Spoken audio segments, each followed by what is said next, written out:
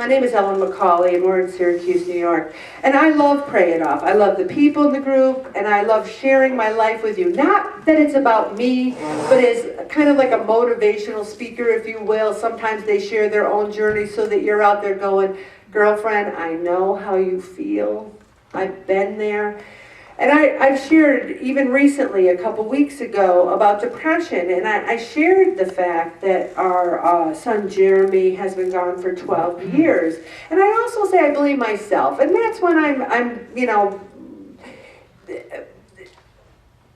I'm getting better at that. I'm getting better at it because, yes, I made mistakes, but people make their own paths. There's their own journeys.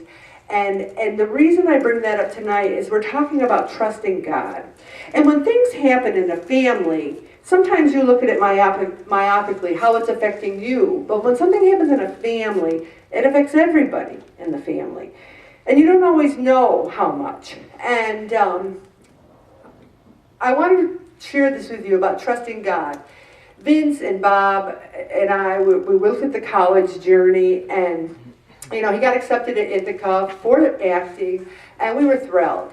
And he said that was his number one choice. And then, it's a long story, but I'll net it out. He got accepted last Friday at NYU. Now, 4,000 people apply at NYU, and they take 14. So my first words to him was validation, because he wanted to feel like, is this the right journey for me? Am I doing the right thing? And he said, I'm so glad I stopped the stinking thinking a couple hours ago and Pray It Off, because now I'm in NYU. And the reason I bring that up is that you might wonder, how does somebody like him even get into this? So when you go to college, you have to write an essay. And I would only share this with you because it really talks about all the feelings that we talk about in this group and about trusting. I asked him if it would be okay if I shared his college essay with the group, and he said absolutely, because Mom, guess what? I love Pray It Off too. I love those people, you love them. And this is interesting insight. Vincent McCauley. This past summer, as the echo of a basketball off the backboard across the street floated through the screen in my bedroom, I sat alone and in awe, transfixed by the opening to the Tony Awards. Neil Patrick Harris imperiously sang, "There's a kid in the middle of nowhere who's sitting there living for Tony performances, singing and flipping along with the Pippins, the Wickeds, the Kinkies, Matildas, and Mormons." So we might reassure that kid and do something to spur that kid, because I promise you, all of us up here tonight, we were that kid. In my best Robert De Niro, I yelled at the TV, "Are you talking to me?" From putting on my own one-man performance of Les Miserables for my family in grade school to being both the man and the monster in Jekyll and Hyde last winter, my life has become a journey to be able to one day look some other kid in the eye and tell them that nothing is impossible.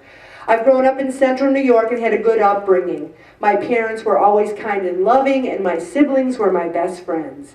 This bucolic, picturesque life was shattered, however, when my older brother left unwarrantedly when I was in kindergarten. The feelings of abandonment and shock deeply resonated throughout my family, and whether it was my grief-stricken mother, my heartbroken father, my angry sisters, or my small shell of a child, none of us were ever the same again. 12 years later, he's yet to step back into our lives. We don't even know if he's still alive. Like most families, we tried to move on. My one sister and I soon found refuge in each other. However, she went to college when I was 8, leaving the once packed nest veritably empty. I knew I still had a good life, but besides my brother, or perhaps because of him, something else was missing. I found myself having an extremely hard time making friends or getting close to people. Maybe I was always afraid that they too would unceremoniously leave me. I eventually found my niche in sports, yet I still possessed this gnawing emptiness.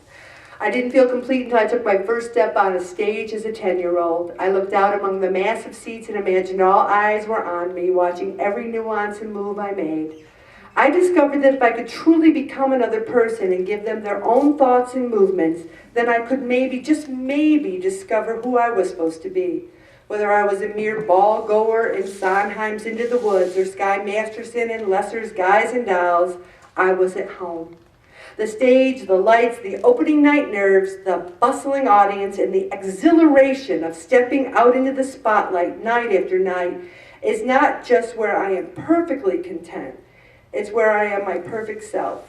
It's where I find my identity, where that little shell of a boy can look out into the eyes of his brother.